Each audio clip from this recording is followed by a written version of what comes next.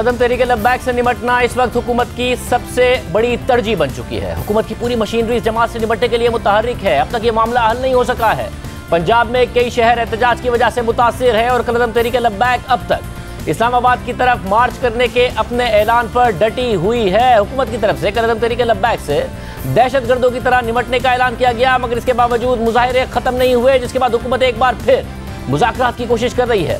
और कल वज़ीर आज़म इमरान खान का इस मामले पर कौम से खिताब मुतवक्को है। ज़राए के मुताबिक वज़ीर आज़म मौजूदा सूरत हाल पर कौम को एतमाद में लेंगे और उलमाए कराम से मुलाकात करेंगे, जबकि आज बाकायदा DGISI लेफ्टिनेंट जनरल फैज़ हमीद ने कौमी सलामती कमेटी के इजलास में कलअदम तहरीक लब्बैक से मुताल्लिक ब्रीफिंग दी और ये सारा का सारा मामला हुआ। हमारे साथ वफाकी वज़ीर इत्तलात फवाद चौधरी साहब मौजूद हैं, उनसे इस पर तफसीली बात करेंगे। फवाद चौधरी साहब बहुत शुक्रिया। फवाद चौधरी साहब, ज़ाहिर बहुत ज़्यादा कन्फ्यूजन पाई गई, जो बयानात मुसलसल आते रहे 3-4 दिन में, मगर आज जो फैसले हुए हैं वो एक कैटेगोरिकली क्या है? हुकूमत मुज़ाकरात करेगी इनसे या फिर एक्शन लेने का फैसला किया गया है क्योंकि वो मान नहीं रहे हैं? क्या एग्जैक्टली फैसला है? ये एक मुश्किल सूरत हाल है। मुश्किल सूरत हाल इसलिए है कि रियासत का ये मानना होगा और हमारी कोशिश ये होगी कि आखिर वक्त तक ये कोशिश हो कि खून ना बहे और सड़कों के ऊपर जो तशद्दुद है या मारकूट है या लड़ाई है वो ना हो। अब हमने अभी तक भी बड़ी कोशिश की है। आप देखिए कि सिर्फ ये जो अभी धरना है इसमें 5 पुलिस वाले शहीद हो चुके हैं, 49 से ज्यादा जख्मी हैं, जिसमें 14 क्रिटिकल है। आपने आज भी जिस तरह से द न्यूज का फ्रंट पेज आपने देखा, आपका कलेजा बाहर को आता है। जिस किस्म का जो इस वक्त एट्रोसिटीज हैं, जिस किस्म का जुल्म इन लोगों ने जो है वो किया पुलिस के साथ, लॉ इन्फोर्समेंट एजेंसीज के साथ, इसके बावजूद मैं बहुत सैल्यूट पेश करना चाहता हूं अपनी पुलिस को, लॉ इन्फोर्समेंट को। बहुत ही सब्र और तहम्मुल का मुजाहरा किया है उन्होंने अभी तक, और अभी तक जो है वो हम तशद्दुद का रास्ता इख्तियार नहीं करना चाहते और ये जाहिर है कि हम अवॉइड करना चाहेंगे आखिर तक। अब इसके लिए 2 हिकमत अमलियाँ हैं। एक हिकमत अमली तो ये है कि आप मुज़ाकरात करते हैं, जो मुज़ाकरात आप 2 महीने से कर रहे हैं और आप कह रहे हैं, और मुज़ाकरात इस पे हो रहे हैं कि जी आप सड़कें खाली करें, वापस जाएं। और दूसरा जो बात है वो ये है कि हम ये कतई तौर के ऊपर एक हद से आगे मामला नहीं बढ़ने देंगे। अब ऑपरेशनल जो स्ट्रेटजी है वो तो ज़रा जो कमांडर्स हैं मौके के ऊपर वो उन्होंने तरतीब देनी है। अब हमने ये फैसला किया है कि किसी तौर के ऊपर भी इस मामले को कोशिश करेंगे अमन से हल हो, नहीं होगा तो फिर जाहिर है कि हम अब कितनी देर तक इसको बर्दाश्त करेंगे। मफाजू साहब, जब हल हो तो किस नोयत का हल हो? क्योंकि हमने माजी में देखा है, 2017 से ये लोग आ रहे हैं कि हर हुकूमत की कोशिश ये होती है कि एक दफ़ा ये वापस चले जाएं और उसके बाद ज़ाहिर वो फिर आ जाते हैं। कल भी हमने जब वज़ीर दाखिला शेख रशीद साहब से पूछा कि क्या गारंटी 7वीं दफ़ा नहीं आएंगे, उन्होंने कहा अब तो चले जाएं, हम उनसे यही कह रहे हैं आपने रास्ता देखा हुआ है, फिर आ जाएं। तो वो फिर आ जाएंगे। और ये जो पुलिस के साथ वो कर रहे हैं, बिल्कुल आप ठीक कह रहे हैं कि कलेजा बाहर आता है जब ये सारी की सारी हम सूरत हाल देखते हैं, मगर उन्हें अब ये एतमाद हो गया है कि हम ये कर भी लेंगे और बच भी जाएंगे और फिर वापस आके दोबारा भी कर लेंगे और रियासत हमसे मुज़ाकरात कर लेगी। तो ये तो सॉल्यूशन ना हुआ कि वो घर चले जाएं और फिर वो वापस आ जाएं।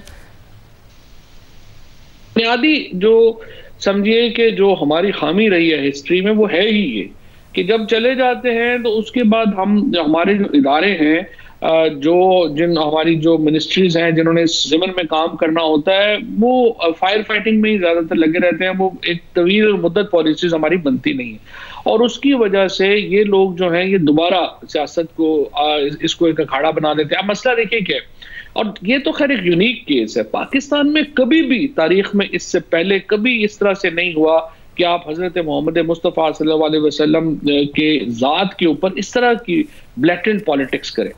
इन्होंने तो ये एक बिल्कुल ही हद क्रॉस की है मैं समझता हूँ इस मामले में। और जिस हमारा देखिए पाकिस्तान 97% वो मुसलमानों का मुल्क है, जिसमें लोगों को अपने अकीदों के ऊपर अब गवाहियां देना पड़ रही हैं कि नहीं हमारा अकीदा इस तरह का है और नहीं हम बिल्कुल मुसलमान हैं। यानी सर्टिफिकेशन मुसलमानों की जो है वो इन्होंने ले ली है। ये एक बड़ा ही मैं समझता हूँ कि एक फितना परवर चीज़ है और इससे पूरी सोसाइटी डिवाइड हो रही है। और देखिए इमरान खान के कोई हक में हो मुखालफ हो इसमें कोई शुबा नहीं। जिस तरह से प्राइम मिनिस्टर साहब ने जब से वो इक़्तिदार में आए हैं, उन्होंने जिस तरीके से सीरत नबी सल्लल्लाहु अलैहि वसल्लम के ऊपर रहमतुल लिल आलमीन के नाम को लेके जिस तरीके से उन्होंने जिस तरह से ये चीज को अडॉप्ट किया है वो तो पाकिस्तान की तारीख में किसी और ने किया ही नहीं, लेकिन इसके बावजूद इन लोगों ने इसको नाम को बजाय इसके कि जो रहमतुल लिल आलमीन है और उनको मुतनाज़ा ये जो अकीदा है हमारा, इसके ही एक तनाज़े में डालने की कोशिश की है, जो मैं समझता हूँ बिल्कुल नाकाबिले कबूल है। और मैंने पहले भी ये कहा है कि उलमा को आगे बढ़ना चाहिए और अपना मौक़िफ़ जो है, जो वो प्राइवेटली एक्सप्रेस कर रहे हैं, उसको पब्लिकली एक्सप्रेस करना चाहिए। वैसे मगर जो रियासत की रिट है, ज़ाहिर अगर उलमा अपना मौक़िफ़ दे भी दें तो उसके बाद भी रियासत को तो अपनी रिट खुद इस्टेब्लिश करनी पड़ेगी। जैसे परसों जब आपने बात की तो और काबीना के इजलास की बात की तो साफ नज़र आया कि जी अब काबीना का फैसला है, और उससे पहले आपने हवाला भी दिया था कि जी आर्मी चीफ की भी मुलाकात हुई, DGI की भी मुलाकात हुई कि एक रियासत ने अब फैसला किया है कि रिट इस्टेब्लिश की जाएगी।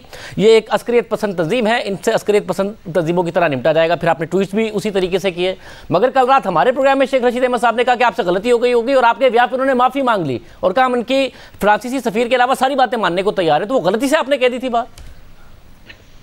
नहीं, मेरा नहीं ख्याल। शेख साहब का मीटिंग में जो मौक़िफ़ होता है वो बिल्कुल वही होता है जो कि हमने पब्लिकली लिया हुआ है।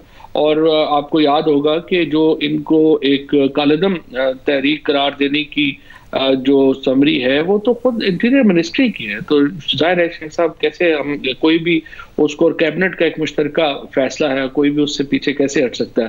जाहिर है कि ये एक हमने उसको कालेदम जमात करार दे दिया है और उसके रिपरकशंस हैं। जब एक जमात को आप टेररिज्म एक्ट के तहत कालेदम करते हैं तो जाहिर है कि वो आप कंसिडर करते हैं कि वो एक अस्करियत पसंद जमात है, उससे आप पीछे कैसे हट सकते हैं। और दूसरी बात यह है कि जो उनका कंडक्ट है अभी तक, देखिए जिस तरह से मैंने आपको अर्ज किया, 11 अब तक इन फसादात में जो पहले, और अब 11 पुलिस वाले शहीद हो चुके हैं, 700 पहले जख्मी हुए थे, 49 अब जख्मी हुए हैं, 14 क्रिटिकल है। अब ये देखिए, ये जमात जो इस तरह का रवैया अख्तियार करेगी, आप उनको क्या कहेंगे? आप वो पॉलिटिशियन तो नहीं कहेंगे। जो इससे पहले एहतजाज तो सियासी जमातें भी करती हैं, एक बयानिया होता है, एक नैरेटिव होता है, एक बैकग्राउंड होता है, लेकिन इस तरह से तो तमाशे नहीं लगते जिस तरह से इन्होंने किया है। और दूसरा फिर शाहजेब, आप इसका भी एनालाइज करेंगे कि जो इनके मुतालबे हैं, मतलब वो क्या मुतालबे हैं, मुझे आप बताइए। उसमें अभी तक तो समझ ही नहीं आई कि वो चाहते क्या आखिर इस मुल्क में। अभी तक जो है, हमें साद रिजवी साहब को अगर रिहा करना है या नहीं करना है, हमारे यहाँ कानून है, हमारे यहाँ आइन है, इमरान खान को बादशाह तो नहीं है। तो जाहिर है कि ये मुतालबा हुकूमत से कैसे किया जा सकता है। इसी तरीके से जो अगर फ्रेंच एम्बेसडर का मामला था, उन्होंने कहा पार्लियामान में रखे, हमने पार्लियामेंट में रख दिया, अब पार्लियामान जो है वो उसके ऊपर कार्रवाई करिए। ये तो देखिए, आइडिया रखना हर एक का कोई हक है, कोई कहे फ्रांस से ताल्लुकात होने चाहिए नहीं होने चाहिए।